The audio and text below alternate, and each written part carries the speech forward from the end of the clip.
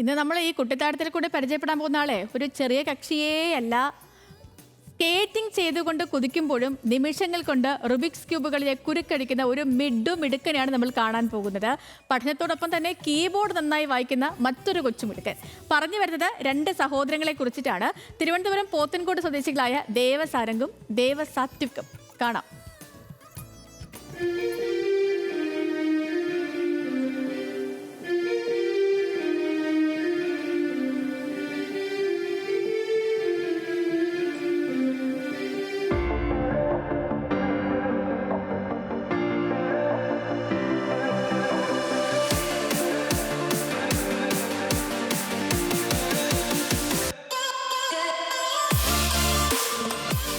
സ്കേറ്റിംഗും Rubik's ക്യൂബും രണ്ടും ബുദ്ധിമുട്ടാണ്.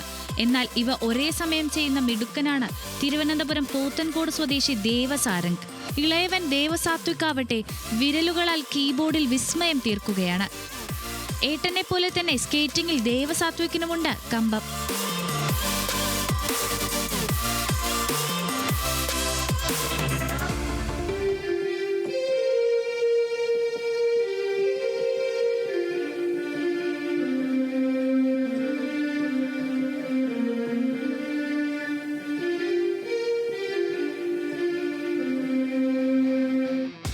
സ്കേറ്റിംഗിൽ കുതിക്കുമ്പോൾ Rubik's cube solve ചെയ്ത് ദേവസാരംഗ് നേടിയത് world record, India book of record തുടങ്ങി നിരവധി അംഗീകാരങ്ങൾ.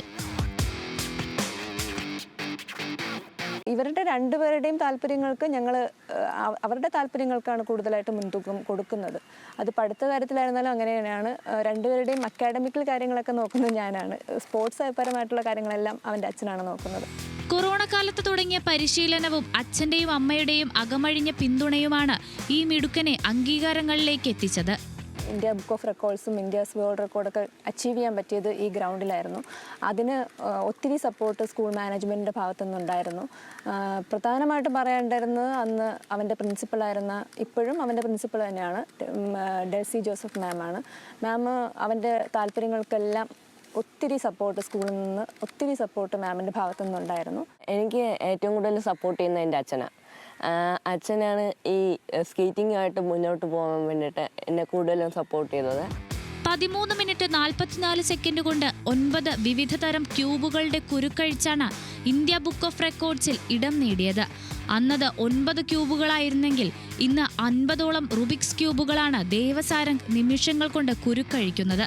പഠനത്തിലും മിടുക്കനാണ്. നിലവിൽ ഏറ്റവും കമ്പം ആസ്ട്രോഫിസിക്സിനോട്. എനിക്കിപ്പോൾ ആസ്ട്രോഫിസിക്സ് ആയിട്ടാണ് കൂടുതൽ താല്പര്യം. ഈ ഇടയ്ക്ക് വെച്ചിട്ട് സോന സാറുമായിട്ട് മീറ്റ് ചെയ്യാനുള്ള ഒരു അവസരം കിട്ടി. എനിക്ക് എൻ്റെ ഒരു പുതിയ ഒരു പ്രോജക്റ്റുമായിട്ട് ബന്ധപ്പെട്ടായിരുന്നു. അത് നമ്മുടെ ഇപ്പോഴത്തെ ലോഞ്ചിങ് ടെക്നോളജീനെ മാറ്റാൻ പറ്റുന്ന രീതിയിലാണ് അത് ഡിസൈൻ ചെയ്തേക്കുന്നത്. 6ാം ക്ലാസ് വിദ്യാർത്ഥിയായ ദേവസാത്വിക് അർജുന മ്യൂസിക് സ്കൂളിലാണ് സംഗീതം പഠിക്കുന്നത്. അമ്മ പാട്ടുകാരിയാണ്.